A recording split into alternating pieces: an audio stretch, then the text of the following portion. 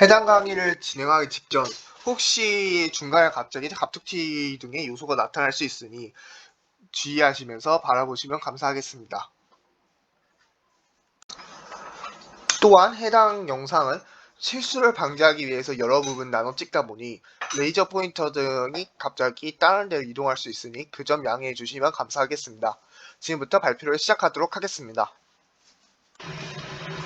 삥삥뚠뚠뚠뚠뚠뚠 학생 시민동지 여러분, 님이 무엇입니까? 님은 바로 일반화학 11단원을 말한 겁니다, 여러분!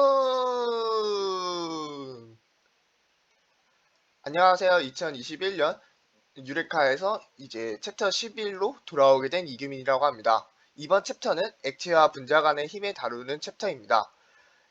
일반 교과서와 나와 있는 순서와 다르게 저희는 이제 조금 순서를 바꿔서 진행해 보려고 합니다.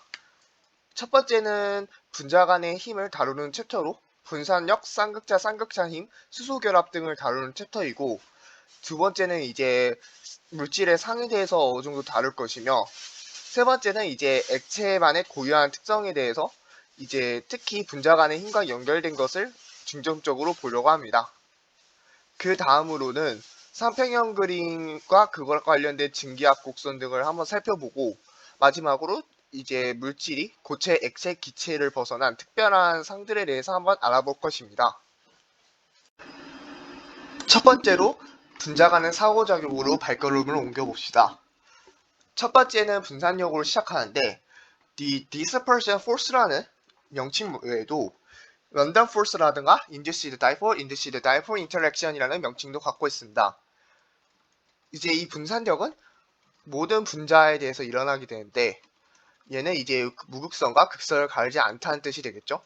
근데 여기서는 왜 무극성 분자라고 이렇게 보일 수 있냐 이렇게 물을 텐데, 그 이유는 이제 분산력에 대해서 설명하면서 이게 무극성이면 더 설명하기 쉽기 때문에 무극성처럼 가정을 하고 일단 보는 것입니다. 즉 극성에도 일어난다는 것을 명심하셔야 합니다. 그럼 이제 이 현상이 왜 일어나는지 한번 살펴볼까요? 분자 1이랑 이렇게 분자 2가 자유롭게 이제 존재하는 마당에 이 안에서 전자도 같이 움직이고 있습니다. 이제 오비탈 안에서 자유롭게 움직이다가 갑자기 전자가 한쪽으로 쏠리는 편극 현상이 일어나게 됩니다. 그러면 이제 이 뜻은 이제 분자의 운동 안에서 전자가 이제 움직이면서 한쪽으로는 음전화가 만들어지고 한쪽은 순간적인 양전화가 만들어지기 때문에 이것을 이제 편극이라고 부르고, 요 순간적인 음전화에 의해서 분자 2에서 이쪽도 전자가 갑자기 한쪽으로 쏠리는 유발쌍극자가 만들어지게 되고, 이로 인해서 양전화와 음전화를 순간적으로 띠게 됩니다. 그럼 이 두 개의 쌍극자에 의해서 인력과 이제 청력이 발동하게 되고, 이로 인해서 이것을 분산력이라고 부르게 되는 것입니다. 그러면 이 분산력은 기다란 이제 널쩍한 분자에서 많이 일어날까요? 아니면 이렇게 동그란 구 모양의 분자에 많이 일어나게 될까요? 정답은 이제 넓은 면적을 가진 분자에서 많이 일어나게 되는데, 같은 이제 분자량을 가졌거나 비슷한 분자량을 가진 얘들 사이 한정이긴 하지만, 더 이제 비슷한 전자를 갖고 있는 와중에 더 넓은 표면적이라는 것은 상대적으로 편극이 잘 일어난다는 뜻으로, 편극이 많이 일어난다는 것은 결국 분산력이랑 이어지기 때문에 분자 1이 분자 2보다 상대적으로 더 많이 이제 분산력이 클 수밖에 없습니다. 물론 비슷한 분자량에 한해서겠죠. 그러면 큰 차이를 가진 분자량에 대해서는 어떻게 될까요? 여기에 작은 분자량을 가진 분자와 큰 분자량을 가진 분자가 이제 분산력을 일으키려고 합니다. 그러면 어떤 게 더 큰 분산력을 일으킬까요? 정답은 더 큰 분자 쪽입니다.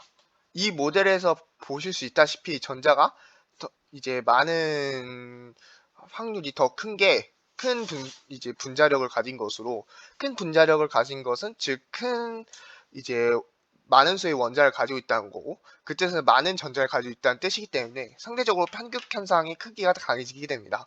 그래서 분산력은 더 큰 분자에서 잘 일어나게 됩니다. 두 번째는 쌍극자 힘입니다. 아까 전과 분산력과 다르게 얘는 이제 순간적으로 일어나는 힘도 아니고, 그렇다고 얘가 제한도 널널한 건 아닙니다. 얘는 이제 극성 분자 안에서만 일어나는데 얘는 이제 설명할 때 쌍극자 모멘트가 들어간다는 것부터 알 수 있겠죠? 왜 이런 설명을 하는지는 바로 지금 알아보도록 하겠습니다. 이렇게 이미 쌍극자 모멘트를 가진 분자가 이제 얘는 양전하를 띠고 얘는 부분적인 음전하를 띠는데 얘네끼리 이제 상호작용을 해서 서로 더 끌어당기는 정전기적 인력인 것이죠. 그래서 얘는 일반적으로 같은 분자량 안에서 쌍극자 힘이 분산력보다 크다고 합니다. 그거는 이제 조금 이따 살펴보도록 하고 쌍극자 힘이 이제 이렇게 서로 다른 쌍극자 모멘트를 가진 두 분자가 있는데 얘들끼리 어떻게 뭐가 크고 뭐가 큰지 한번 알아보도록 하겠습니다. 밑에 있는 이 분자들은 극성 분자인데 위에 있는 극성 분자들보다 쌍극자 모멘트가 더 큽니다. 일단 같은 분자량이라고 가정을 해도 얘가 더 큰 쌍극자 모멘트를 가졌다는 뜻은 얘가 그만큼 더 많이 편향되어 있기 때문에 얘네끼리의 전전기적 인력이 더 크게 되므로 밑에 있는 분자가 쌍극자 힘이 더 크게 됩니다. 그리고 쌍극자 힘을 아까 제 인력 관계로만 설명했는데 그것은 반드시 인력만 일어난다고 보기는 어렵고 이제 이 두 개가 이렇게 서로 반대편을 마주보는 현상도 있지만 이렇게 서로 같은 전하를 띠는 면끼리 맞붙을 수도 있습니다. 그래서 정전기적 인력과 청력에 의해서 이 중앙의 분자는 왼쪽 분자에 대해서 다른 면을 빗대고 있기 때문에 이쪽으로 끌려간다는 느낌을 받으면 이 오른쪽에 있는 분자에 대해서는 서로 같은 면을 맞대고 있기 때문에 같은 전하에 그래서 이 청력이 발동하게 되어 왼쪽으로 끌려가는 기분이 들 밀려나는 그런 기분이 들 것입니다. 예를 들어서 이렇게 말이죠. 이것도 이제 이런 것들을 포괄해서 이제 극성 분자에서 쌍극자 힘이 나타나게 되는 것입니다. 세 번째는 수소 결합에 대해서 살펴보도록 하겠습니다. 얘도 이제 분자 간 상호작용인 쌍극자 힘의 일종인데요. 왜 수소 결합이라고 부르냐면 얘네가 일반적인 쌍극자 힘보다 강하기 때문에 원자 간의 결합은 아니지만 결합이라는 특별한 이름을 붙여주게 되었습니다. 여기 왼쪽 그림을 살펴보게 되면 전기 음성도가 큰 질소, 산소, 플루오린이 이제 수소와 붙어 있을 때 얘네 수소에 전자를 결합해서 끌어오게 돼서 얘네가 상대적인 음전하를 띠게 되고 이게 상대적인 양전하를 띠는 다른 분자의 수소와 이제 여기 있는 노출된 핵과 여기 있는 엄청나게 많은 전자들이 이제 전기적 인력을 일으켜서 이렇게 강력한 결합을 분자 간의 결합을 이룰 수 있게 됩니다. 이걸로 나타나는 것이 오른쪽의 그림인데요. 분자량이 커지게 되면 이제 주기율표에 같은 족에 있는 원소들이랑 수소랑 붙은 것들을 이제 표로 비교한 것인데 얘네는 이제 분자량이 낮음에도 이주기에 있던 원소들이 이제 여기 있는 얘들은 분산력에 의해서 주로 끓는 점이 더 높게 나타나게 되는데요. 여기 있는 얘네들은 이주기 녀석들은 이 메테인을 제외하고 물, 불산, 플로린산 그리고 암모니아 같은 얘들은 여기 있는 수소 결합에 의해서 강력한 분자 간의 힘을 이루고 있기 때문에 끓는 점이 크게 됩니다. 근데 왜 끓는 점을 비교하게 되냐면 끓는 점은 이제 서로 분자 간의 힘이 크면 그도로 이제 분자 간의 힘을 크다는 것은 그만큼 떨어지기 어렵기 때문에 기체가 되게 어렵다는 뜻입니다. 그래서 이렇게 보일링 포인트, 끓는 점을 기준으로 이 그래프를 그리는 것을 알 수 있습니다. 그래서 결론을 말하게 되면 이 수소 결합이라는 질소, 산소, 플루오린이 이제 수소가 붙은 것과 그 다음에 다른 노출된 수소와 수소 결합을 일으키게 되면서 기존 것보다 큰 이제 분자 결합을 이루게 되고 분자 간의 상호작용을 하게 되고 이로 인해서 강력한 이렇게 분자 간의 결합을 이룰 수 있다는 소리입니다. 네 번째는 이온 쌍극자 힘에 대해서 다뤄보도록 하겠습니다. 이제 이온 결합물이 극성 분자 수습에 이제 녹아 들어가게 되면 이렇게 양이온과 음이온으로 쪼개지겠죠? 근데 여기 쌍극자는 부분적인 음전화랑 부분적인 양전화가 있어요. 그러면 이제 얘네들도 이제 전화처럼 이제 따질 수 있게 돼서 여기 있는 부분적인 음전하들이 양이온에 몰려들게 되고, 그리고 부분적인 양성 양 양전하가 음이온 쪽으로 몰려들게 됩니다. 이것을 이제 이온 쌍극자 힘이라고 하는데, 이렇게 음이온과 부분적인 양전하 그리고 부분적인 음전하랑 양이온이 이렇게 서로끼리 상호작용을 해서 이제 이온들이 잘 떨어지게 되고, 이것으로 인해서 우리는 이제 수용액에서 저번에 봤듯이 수화됐다고 해가지고, 이제 아니면 또는 이온화가 됐다고 해서 완전히 쪼개져가지고 다시 결합하기 어려운 상태로 존재하게 됩니다. 이것이 이온 쌍극자가 가진 이제 물질을 잘 녹이는 그런 특성을 설명한 것입니다. 특히 극성 분자가 이제 왜 이온을 잘 녹이는지 지금 알아볼 수 있겠네요. 이제 여섯 번째로 분자 간의 힘과 원자 간의 힘을 한번 비교해보는 시간을 갖도록 하겠습니다. 분자 간의 힘이 셀까요? 원자 간의 힘이 셀까요? 제가 어느 정도 정리를 해와서 이렇게 6개를 한번 비교를 해보도록 하겠습니다. 이렇게 6가지 힘을 한번 결합을 해봤는데, 왼쪽 3개는 분자 간의 힘이고 오른쪽 3개는 원자 간의 힘입니다. 여기 보시다시피 왼쪽은 약하고 오른쪽은 강하다고 적혀있는데, 한번 그걸 생각해 볼까요? 물론 이온 결합이랑 금속 결합 중에서도 조건에 따라서 이 순서가 바뀔 수도 있고, 분산력과 이제 쌍극자 힘에서도 그 크기가 바뀔 수 이제 조건에 따라 바뀔 수 있습니다. 하지만 그거는 고려하지 않고 그냥 우리는 분자 간의 힘과 원자 간의 힘만 한번 고려를 해보려고 합니다.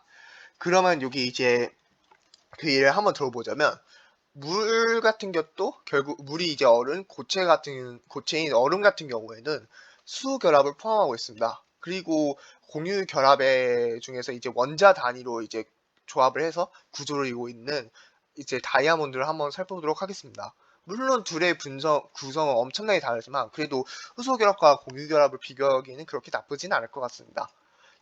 얼음이 잘 깨질까요? 공유 결합이 있는 그 다이아몬드가 잘 깨질까요? 물론 물 안에도 공유 결합이 있습니다만 분자 간에서는 수소 결합을 하죠. 분산력도 있고요. 쌍극자도 있지만요. 그러면 이제 다이아몬드가 더 깨기 어려울 겁니다. 직접 해보면. 그런 것처럼 원자 간의 힘은 분자 간의 힘보다 크게 됩니다.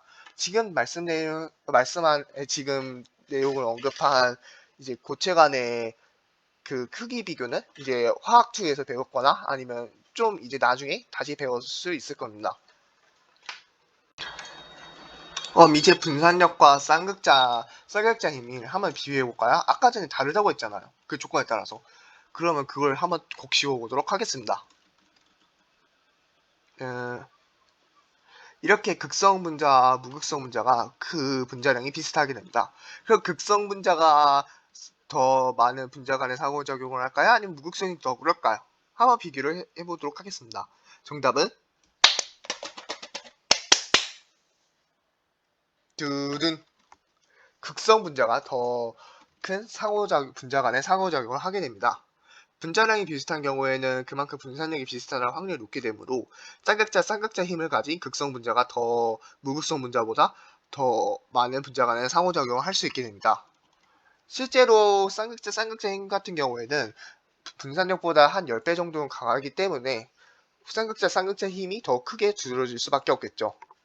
하지만 이번에는 극성 분자가 엄청나게 분자량이 작아지고 무극성 분자가 엄청나게 분자량이 많아진다면요. 그러니까 즉 분자량이 이제 차이가 엄청나게 크게 벌어지는 경우에는 쌍극자 힘보다도 이제 분산력에 의해서 이제 분자 간의 상호작용이 크게 결정되기 때문에 이 무극성 분자가 아주 작은 극성 분자보다는 더 많은 분자 간의 상호작용을 할 수 있겠죠. 아까 전에 수소 결합에서 봤던 그 그래프에서 보실 수 있다시피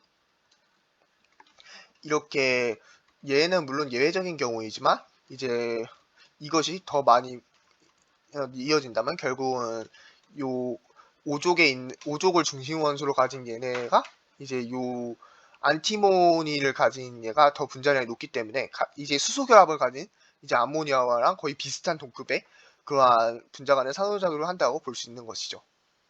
이제 다음 챕터로 한번 넘어가 볼까요? 잘 보셨나요? 아까 전에 알고도 실험에서 보실 수 있다시피 같은 부피를 가진 액체라고 하더라도 결국은 이제 그 담는 그릇에 따라서 모양이 바뀌는 것을 확인할 수 있었습니다. 기체는 이것보다 더, 액체보다 더 약간 더 활발한 형태인데요.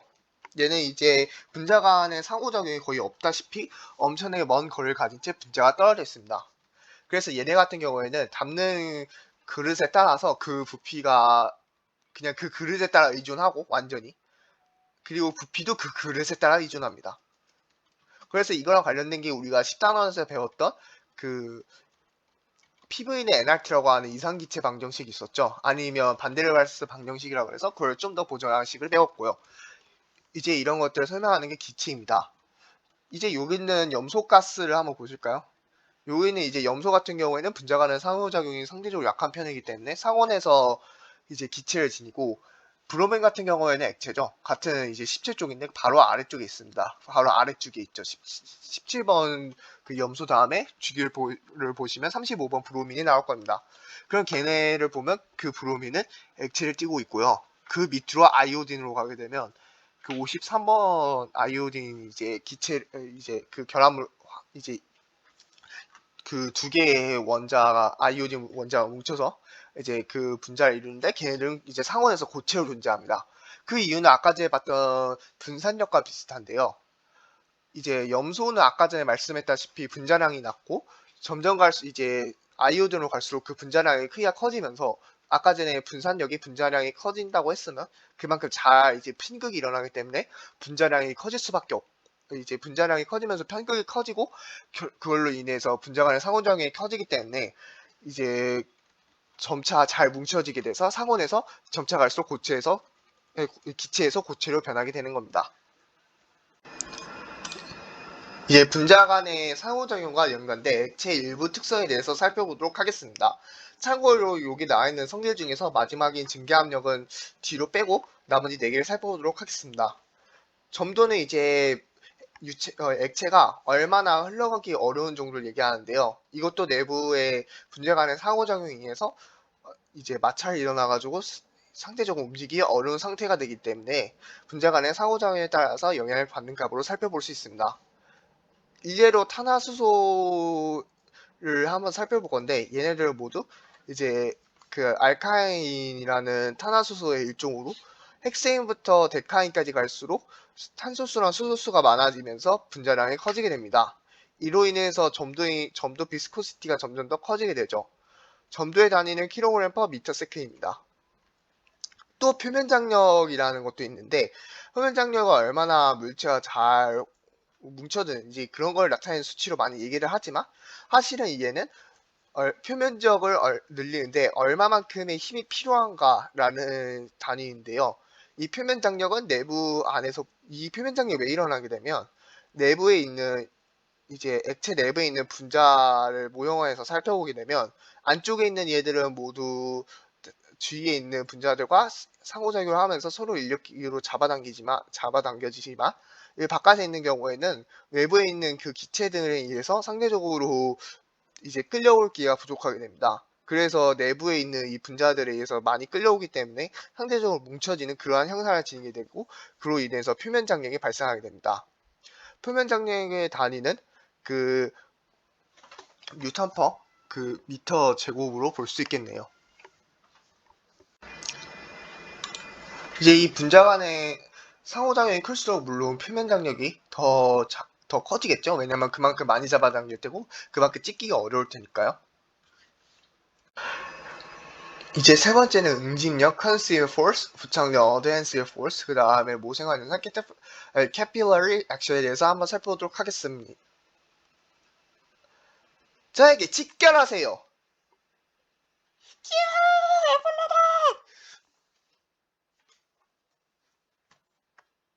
다시 정상으로 돌아와서 수업을 한번 해보도록 하겠습니다. 응집력은 이제 같은 분자끼리 얼마나 잘 뭉치는지 나타내는 힘이고, 부착력은 이제 다른 분자랑 얼마나 잘 결합하는지를 나타내는 힘이라고 볼 수 있겠습니다. 이렇게 여기 유리와 그 다음에는 이 물분자와 이렇게 부착력이라고 하는 힘을 나타내고, 그 다음 여기 있는 또 다른 물분자끼리 이렇게 뭉쳐서 이렇게 응집력을 나타내고 있습니다. 물 같은 경우에는 유리와 이제 같은 극성 분자이기 때문에 상대적으로 부착력이 큰 반면, 이 수은 같은 경우에는 금속 결합으로서 응집력은 크지만 그로 인해 그보다는 부착력이 매우 부족해서 이렇게 얘는 오므라지는 그러한 특성, 이제 그리고 물 분자 같은 경우에는 유리로 된 모세가 안에서 이렇게 아래로 내려가는 그러한 특성을 볼 수 있습니다. 그래서 이런 것들을 측정할 때 물 같은 경우에는 이제 아래로 살짝 오목하게 파기 때문에 그 밑부분을 읽어주고, 이제 수은 같은 경우는 위로 약간 오목하게 나오기 때문에 그 윗부분을 읽어줘야 되겠죠. 그리고 이걸로 일어나는 현상이 모세관 현상인데, 부착력이 큰 경우에는 이렇게 잘 분자들이 잘 이끌려서 위로 올라갈 수 있지만, 그렇지 못한 경우에 이렇게 살짝 내려갈 수 있는 그러한 현상을 얘기합니다. 이제 수용액에 대해서도 한번 다뤄보도록 하겠습니다. 요거는 이제 11단원이 아니라 13단원 내용이고, 그 다음 수용액도 상은 아니기 때문에 그렇게 굳이 큰 의미를 두고 보지 않으셔도 됩니다. 하지만 요거랑 연관해서 조금 다뤄보고 싶은 주제이기 때문에 살짝만 가져왔어요. 그냥 요거 원치 않으신 분들은 넘기셔도 무방합니다. 이제 용액에 따라서 그 용액의 총괄성이라는 용어가 나오는데요. Colligative Properties in Solution이라고 해서 이제 용액의 증기압력을 다루는 라울 법칙과 헨리 법칙, 그리고 끓는 점이랑 어는 점이 변하는 끓는 점 오른 어는 점 내림, 그리고 삼투압이라고 해서 반토프 법칙으로 대표되는 그러한 세 가지 특성이 나타나게 되는데, 화학투나 아니면 일반 화학 배우신 분들은 알고 계실지 모르겠지만 화학 원만 배우거나 안 배운 학생들 같은 경우에 조금 무리가 있을 수 있기 때문에 살짝만 언급하고 넘어가겠습니다. 용액의 증기압력 같은 경우에는 라울 법칙은 이제 용질에 따라서 결정되는 걸로, 얘가 이제 용질을 넣으면 넣은 만큼 그 정도로 넣으면 넣은 만큼 이제 그 압력이 변한다는 말이고, 헨리 법칙 같은 경우에는 이제 용매가 그만큼 많으면 이제 얼마만큼 그 압력이 결정되냐를 나타내는 법칙입니다. 한번 살펴보는 것도 나쁘지 않을 것 같아요. 여기서는 그렇게 많이 안 다룰 예정이고요. 얘네들은. 그리고 끓는 점 오름과 어는 점 내림은 몰랄 농도라고 해서 이제 몰 농도에서 그 용액의 부피가 아니라 용매의 질량으로 이제 분모만 바꿔서 나타낸 값에 따라 이제 끓는 점이 올라가고 어는 점이 내려간다는 거, 그게 결정된다는 것이 이제 끓는 점 오름과 어는 점 내림이고요. 그리고 반트호프 법칙은 이제 몰 농도인 C와 기체 상수 R, 그 다음에 온도 변화 T, 온도 T에 따라서 이 삼투압이 결정된 그러한 현상을 얘기합니다. 이제 좀 휴식 시간 가지셨나요? 물론 지금 바로 넘기셔서 바로 보실 수도 있지만 잠깐 머리 좀 식히고 오는 것도 나쁘진 않습니다. 뭐 여기가 살짝 긴 파트거든요. 그래서 이제 파트 2, 페이지 2로 넘어와서 상 변화를 한번 살펴보도록 하겠습니다. 아까 이제 페이지라는 말이 이제 게임에서 용어로 많이 쓰거나 아니면 기간이라는 영단어로 많이 외우셨을 텐데, 여기서는 상이라는 그런 용어로 번역돼서 나왔네요.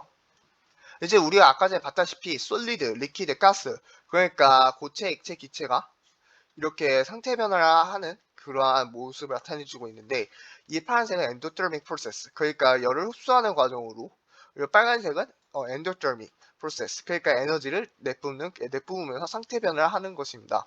여기 나와 있는 단어는 왼쪽에 나와 있는 단어는 오른쪽에 잘 정리가 되어 있는데, 멜팅 퓨전은 이제 그 융해로 고체에서 액체가 되고, 프리징은 응고라 그래서 액체에서 고체가 됩니다. 바이퍼레이션은 우리말로 기화라고 부르는데, 이 기화는 액체에서 기체로 되고, 그다음 그 반대 과정, 그러니까 기체에서 액체가 되는 거는 컨덴션이라고 해서 액화라고 많이 부릅니다. 그리고 우리나라 말에서는 서블리미션과 데포시션을 구분을 안 하지만, 그러니까 승화라고 같이 부르지만 영어에서는 서블리미테이션으로 고체에서 기체가 되고, 기체에서 고체가 되는 현상을 데포시션이라고 해서 서로 구별해서 부른다는 점 기억해 주시길 바랍니다. 그리고 얘네들이 상태 변화를 하면서 내뿜거나 흡수하는 열을 이렇게 세 가지로 나눌 수가 있는데, 히트 오브 퓨전, 그 융의 열, 그리고 히트 오브 바이포라이제이션, 그 기화열, 그리고 히트 오브 서블리미테이션, 그 승화열이라고 해서 각자 이제 상 변화에서 흡수하고 내뿜는 에너지를 이제 묶어서 자면이라고 렌텐스 히트라고 많이 부릅니다. 그리고 이거는 조금 이따 나중에 살펴보도록 하고, 또 이제 뒤에 언급할 이렇게 5가지 상이 있는데, 이제 여기 이제 플라즈마가 더 붙어요. 그 액체, 고체, 액체, 기체 말고도 플라즈마라는 상태가 나오는데, 이거는 일단 요 범위는 아니니까 짧게만 언급하고 넘어가겠습니다. 이후에. 그리고 우리 시험 범위인 초인계 유체랑 액정도 보이네요. 그리고 교과서 이제 물리를 보신 분들이나 화학을 보신 분들은 초전도체라는 걸 들어보셨을 거고, 그 다음에는 화학 2까지 나가셨다면, 아니면 일반 화학을 들으셨다면 비정제 고체를 살펴보셨을 겁니다. 이것 말고도 더 많은 상태가 있지만 우리는 이제 이런 것들을 많이 봐왔기 때문에 주로 이런 것을 많이 다룰 거고, 특히 그 중에서 초인계 유체나 액정을 주로 중점적으로 살펴볼 것입니다. 이 5개 중 상에서는. 참고로 여기 기체에서 플라즈마 낼 때 얘를 이오나이제이션이라고 해서 에너지를 흡수하고, 디오나이제이션이라고 해서 플라즈마에서 기체로 가면서 에너지를 방출하게 됩니다. 물론 여기서도 자멸은 있을 수 있겠죠. 넘어가겠습니다. 그렇게 해서 넘어가면 이제 가열곡선이라는 용어를 해야 될 텐데, 그 전에 요 히트 오브 퓨전 융해열과 히트 오브 바이퍼라이제이션 기화열, 그리고 히트 오브 서블리미션 승화열이 있습니다. 얘네들은 아까 전에 그림에서 봤다시피 융해열과 기화열이 합쳐지면 승화열이 되겠죠. 물론 얘네들도 아까 전에 봤다시피 H, 그러니까 엔탈피 변화로 나타내지게 되고, 그래서 이걸 뷰테인, 다이에틸에터, 물, 머큐리, 그러니까 순으로 이렇게 네 가지를 구분해놔서 점차 오른쪽으로 가면 그 자멸이 커지게 됩니다. 이 뜻은 분자 간의 힘이 더 크다는 뜻으로, 분자 간의 힘이 더 클수록 여기 융해열, 그리고 기화열, 그리고 승화열이 상대적으로 점점 커져가는 현상을 볼 수 있겠죠. 물론 수는 아까 전에 봤던 금속결합의 일종으로 아까 전과 좀 다르지만 그래도 원자 간의 그 더 강력한 힘 때문에 분자 간의 상호작용보단 더 많이 크기가 더 크고, 그리고 극성이 점점 커지는 다이렉트 에터부터 물로 갈수록 극성이 커지면서 분자 간의 힘이, 그 쌍극체 힘이 커지기 때문에 이렇게 더 큰 그 자멸이 필요한 걸 확인할 수 있겠죠. 이제 이런 자멸들을, 그리고 온도와 얼마나 그 열을 가열했는지를 포함해서 그 그래프로 나타낸 것이 가열곡선인데, 이렇게 생겼습니다. 물 같은 경우는 이제 일기압에 대해서 표현한 거네요. 얘는 이제 요거는 온도고, 이 오른쪽으로 가면 점차 열이 더해지는 형태로, 일단 처음에는 일단 0도보다 낮은 고체인 얼음으로부터 시작해서 BC에서 열을 받다가 잠깐 멈추죠. 근데 온도가. 그리고 CD에서 다시 열을 받고 물로써 이렇게 올라가다가 다시 이제 일정 온도 100도가 되면 다시 온도 변화가 멈추더니 결국은 이제 이렇게 증기로 날아가는 모습을 볼 수 있을 겁니다. 이제 BC 구간은 이제 액화가 그 액체로 융해가 되고, D2로 가는 경우에는 이제 이 과정은 물에서 이제 수증기로 기화가 되는 현상을 볼 수 있을 겁니다. 이제 이때 이 상태 변화할 때 열을 가해줘도 온도 변화를 하는데 쓰지 않고 이렇게 상태 변화를 하면서 자멸로서 에너지를 소모하는 그런 구간이 나타나는 것을 확인할 수 있습니다. 그래서 이것을 가열곡선이라고 합니다.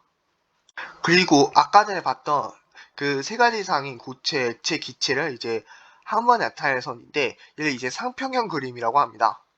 이 상평형 그림은 여기 고체가 있고 기체가 있고 이제 액체가 있고, 여기 뭐라고 적혀있는지 모르지만 나중에 한번 살펴보도록 할게요. 여기랑 이제 요 초록선은 승화곡선이라고 해서 이 왼쪽에 있으면 그 기체에서 고체가 되고, 오른쪽으로 가면 고체에서 기체가 됩니다.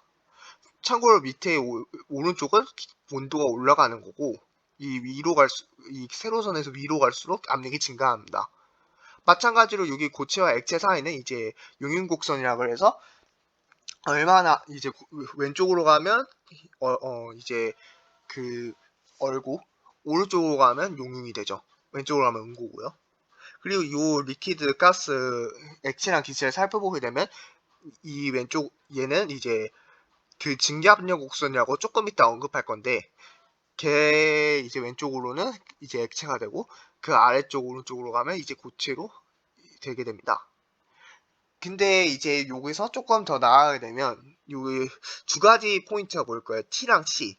이제 T는 3중점 트리플렛 포인트라고 해서 이 지점에서는 고체랑 액체랑 기체가 공존하는 모습을 볼 수 있어요. 그리고 C는 크리티컬 포인트라고 해서 이제 조금 특별한 상태인 superficial 그 플루이드를 살펴볼 건데요. 여기 C는 이제 크리티컬 포인트라고 해서 이제 여기 있는 압력과 온도를 크리티컬 프레셔, 크리티컬 템퍼러처라고 합니다. 그래서 이 크리티컬 템퍼러처, 그러니까 이 지점으로부터 오른쪽으로 가면 이제 물은 더 이상 이제 그 물질의 그 액체 상태를 볼 수 없게 되고 특별한 상태로 진입하게 되는데 이거 슈퍼 크리티컬 플루이드하고 그건 나중에 언급하도록 하겠습니다. 그리고 여기 그 크리티컬 템퍼러처 중에서 이제 액체가 될 수 있는 액체로 될 수 있는 그런 최소한의 압력을 그 크리티컬 프레셔라고 많이 하죠. 이제 다음으로 넘어가 볼까요? 이제 얘는 상평형 그림이라 그래서 이제 왼쪽은 물에 대한 상평형 그림이고 오른쪽은 이산화탄소에 대한 상평형 그림입니다. 그래서 여기 삼중점은 물에 대한 삼중점과 이산화탄소에 대한 삼중점 그리고 크리티컬 포인트도 확인할 수 있네요. 슈퍼 크리티컬 플루이드는 나중에 언급하기로 했고 그러다가 우리는 이 세 곡선만 한번 살펴보도록 하겠습니다. 물의 가장 큰 특징은 첫 번째로 그 여기 승하곡선이래. 그 용융곡선 이렇게 음의 기울기를 가지고 있는 특성을 보이죠? 얘는 아까 전에 우리가 봤었던 그 수소 결합에 의해서 고체 같은 경우는 그 수소 결합이 액체보다 더 많이 일어나기 때문에 오히려 그 넓이가 더욱 커지게 됩니다. 그러니까 액체보다 덜 촘촘해요. 그러니까 압력을 받으면 그만큼 압축된다는 소리인데 액체가 압축됐다는 소리니까 상대적으로 같은 온도에서도 압축되는 게 액체로 변한다는 소리죠. 그래서 압축된 상태에서 액체로 존재하는 게 편하기 때문에 이렇게 왼쪽으로 살짝 기울어진 그러한 기울기를 볼 수 있습니다. 그리고 두 번째 특징으로 우리가 일반적으로 살고 있는 1A에서 고체, 액체, 기체가 모두 존재할 수 있고요. 뭐 이런 것들이 있겠네요. 그리고 두 번째 여기 있는 이산화탄소인데 여기서는 아까 전과 물과는 다르게 수소 결합을 하지 않기 때문에 기압에 올라가면 그냥 고체로 압축되기 때문에 이렇게 양의 기울기를 가지게 되고 특별히 이제 크리티컬 포인트를 좀 더 넘어서 갑자기 급격히 꺾여 나가는 것도 볼 수 있네요. 그리고 두 번째는 이 트리플 포인트를 한번 살펴보도록 할까요? 이산화탄소에 우리가 살고 있는 일기압은 이 트리플 포인트보다 낫네요. 이 소리는 결국은 우리가 우리가 살고 있는 일반적 1기압에서는 액체를 볼 수 없다는 말입니다. 즉 고체에서 기체로 바로 승화가 일어나는 현상을 살펴볼 수 있게 되는 것이죠. 그래서 우리가 이산화탄소를 할 때 많이 승화를 한다 그러잖아요. 잠깐 사라지고 그런 현상이 우리 1기압에서는 잘 일어나지만 만약 여기 있는 5.1기압을 넘어서게 된다면 액체로 변하는 그런 현상을 볼 수 있게 되겠죠. 물론 물도 우리가 사는 기압보다 엄청나게 많이 낮추면 승화는 볼 수 있겠죠. 아니면 냉장고에서도 볼 수는 있어요. 근데 그거는 승화라고 하기 잘 안 느껴지겠지만요. 이제 초인계 유체를 넘어가 보도록 하겠습니다. 우리가 아까 전에 저번에 상대한 그림을 봤을 때 크리티컬 포인트라고 해서 액체가 존재하기 어려운 한계점이라고 그랬어요. 거기에 이제 넘어가게 되면 액체랑 기체가 이제 구분이 휘렷해지면서 슈퍼플루이드라는 초인계 유체라는 새로운 상이 나타나게 되는데 얘는 이제 왼쪽에 나와 있는 그림처럼 이제 새로운 상태로 나와 있을 수 있습니다. 이제 얘는 기체 같은 경우에는 기체적인 특성도 가지고 있고 액체적인 특성도 가지고 있는데 이제 기체적인 특성인 대표적으로 이제 그것을 담고 있는 그릇에 많이 확장하려고 하지만 이제 분자 같은 경우는 아직도 서로끼리 응축되어 있는 액체 같은 특성을 보여주고 있습니다. 이런 것까지 포함해서 우리는 이제 쌍평형 그림을 완벽하게 이해하고 그리고 특히 하나만 더 언급하면 1기압 중에서 만약 끓는 점이 존재하게 된다면 그래서 우리는 표준 끓는 점, 노멀 보일링 포인트라고 합니다. 이제 증기압에 대해서 다뤄보도록 하겠습니다. 우리가 분자 간의 상호작용을 다루면서 유일하게 언급하지 않았던 액체의 특성이 증기압이었어요. 그래서 증기압에 대해서 얘기하기 전에 우리는 상평형이라는 개념을 먼저 이해해야 합니다. 그 상평이라는 거는 이제 이퀄리티 오브 페이지라고 해서 이제 어떠한 두 개의 상 또는 세 개의 상이 이제 서로 변하지 않고 가만히 있는 것처럼 보이는 걸 상평형이라고 하는데요. 이것의 특정 상황을 한번 살펴보도록 하겠습니다. 증기압은 이제 액체와 기체의 그 상평형에서 유래되는데 이렇게 액체만 존재하던 곳에 액체가 이제 기화가 우리 눈에 봤을 때 액체가 줄어드는 것처럼 기화가 일어나면서 이제 결국에는 액체랑 기체가 액체는 기화하고 기체는 액화해서 서로끼리 우리 눈에 봤을 때는 그 실제로는 속도가 같은데 우리 눈으로 봤을 때는 안 변하는 것처럼 보이는 이 액체와 기체의 상평형 상태에서 우리는 이제 증기압을 정의하게 되는데 그 산평형 상태의 이제 그 기체 압력을 증기압이라고 하게 됩니다. 온도가 높을수록 그만큼 많은 그 물체가 이제 그 기체가 되는 액체에서 기체가 되는데 그 에너지가 상대적으로 많은 상태가 되기 때문에 이제 온도가 오르면 오를수록 증기압이 높아지는 특성을 가지게 됩니다. 이제 이런 것을 우리는 증기압 곡선이라고 해서 그 우리가 아까 전에 사평형 그림에서 봤던 것도 나타나지게 되고 액체와 기체를 나누는 경계선이 됩니다. 그리고 여기서 볼 수 있다시피 점차 이제 극성으로 다가갈수록 그만큼 분자가 잘 뭉쳐지기 때문에 같은 기압의 증기압을 가질 때 필요한 온도가 더 올라가게 되죠. 그리고 또 이제 우리가 아까 얘기했다시피 표준 끓는 점, 노멀 보일링 포인트에 대해서 얘기했는데 그거는 이제 증기압이 760도로 그러니까 1기압이 될 때 우리가 이제 그걸 도달하기 위한 온도를 표준 끓는 점이라고 합니다.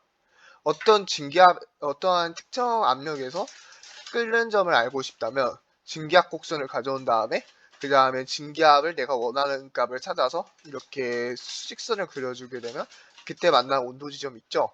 걔네가 이제 그 기압의 끓는 점이 됩니다. 이제 액정에 대해서 한번 다뤄볼까요? 액정은 이렇게 많은 상태가 있습니다. 하지만 얘가 액정이 모든 물질에 있는 건 아니에요. 아까 전에 봤던 그림과 달리. 그래서 특정한 물질에 대해서 고체와 액체 중간의 특성을 가지게 되는 특정한 성질을 가져야 되는데 그게 바로 액정입니다. 특정한 상의 일종이죠. 그래서 여기 한번 물질을 보게 되면 이제 그 액체 같은 경우에 상대적으로 불규칙한 모양을 가지기 때문에 그래서 약간 우리 안에 액체 그런 특성을 가지게 되지만 이제 세 가지 종류에 따라서 액정이 이제 정렬하게 규칙이 배열되고 그로 인해서 특정한 성질이 나타나게 됩니다. 예를 들어서 결국 액정도 흐르긴 흐르지만 사실상 거의 변화가 없는 그러한 특징을 보이게 되죠. 그래서 액정의 종류는 크게 세 가지로 나누는데 Hermetic Liquid Crystalline Phase, 그 다음에 Symmetric A Liquid Crystalline, 그 다음에는 Symmetric C Liquid Crystalline, 얘가 같은 종류죠. 그리고 이 콜레스테릭 리퀴드 크리스탈린 페이즈 이렇게 세 가지가 있습니다. 뉴머리키드 크리스탈라인은 이렇게 한쪽 방향에 대해서만 정렬성을 가지고 있고 그 다음에는 다른 방향 쪽으로는 약간 불규칙하게 배열되어 있는 그러한 모습을 볼 수 있습니다.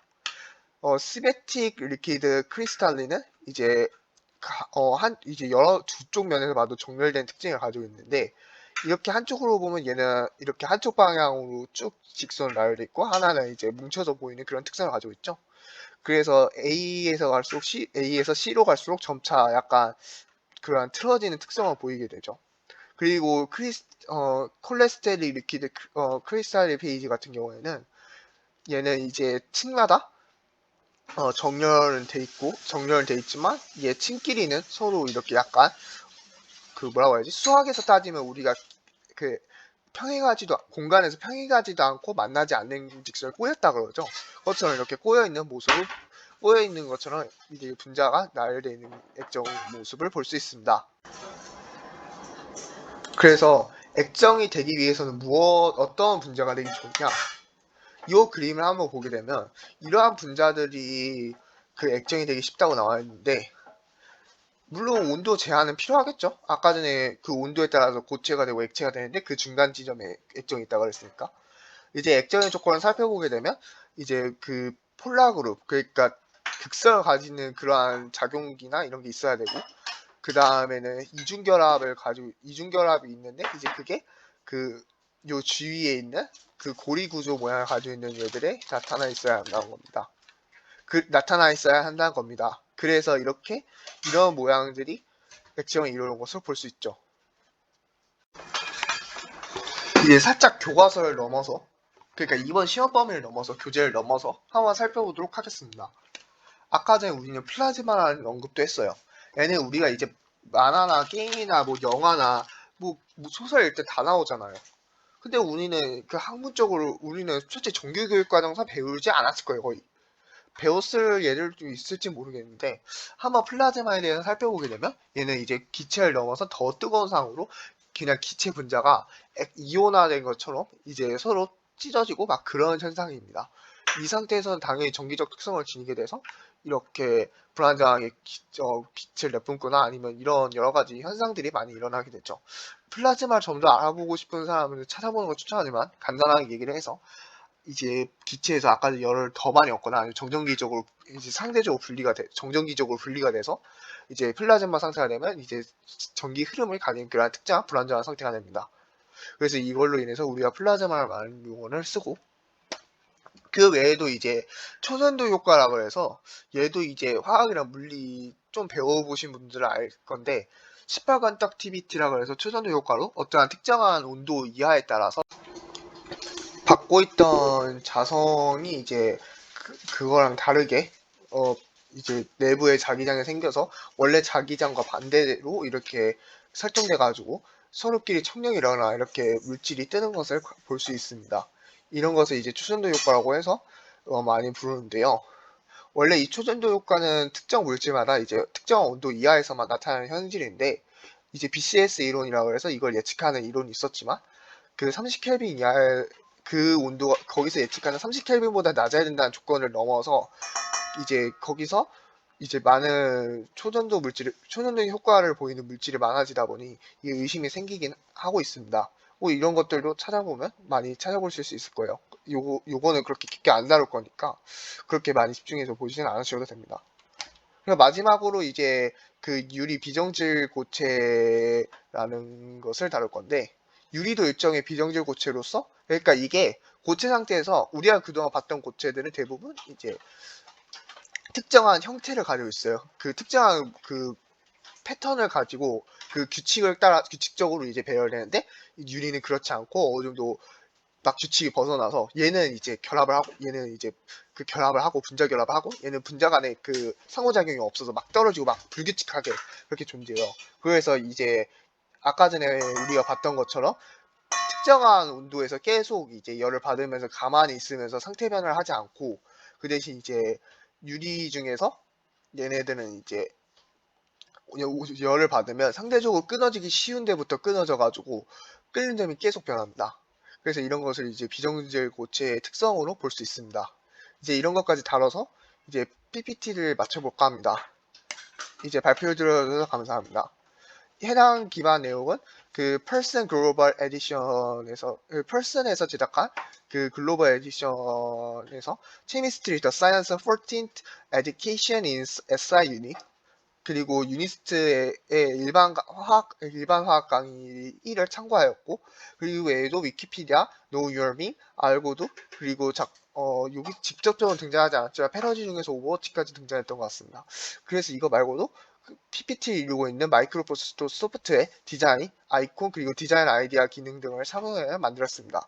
지금까지 발표를 들어주셔서 감사합니다. 혹시 모르는 것이 있다면 댓글이나 아니면 연락을 주시면 최대한 답변을 해드리도록 노력하겠습니다. 또 이 강의는 실시간으로 시간이 약간 쫓기면서 만들다 보니 조금 불확실한 내용이나 아니면 불완전한 내용을 담고 있거나 아니면 모자란 내용을 담을 수 있기 때문에 그런 거 피드백을 알려주시면 매우 정중하게 받아들이겠습니다. 지금까지 발표를 들어주셔서 감사합니다. 유레카 소속 이규민이었습니다.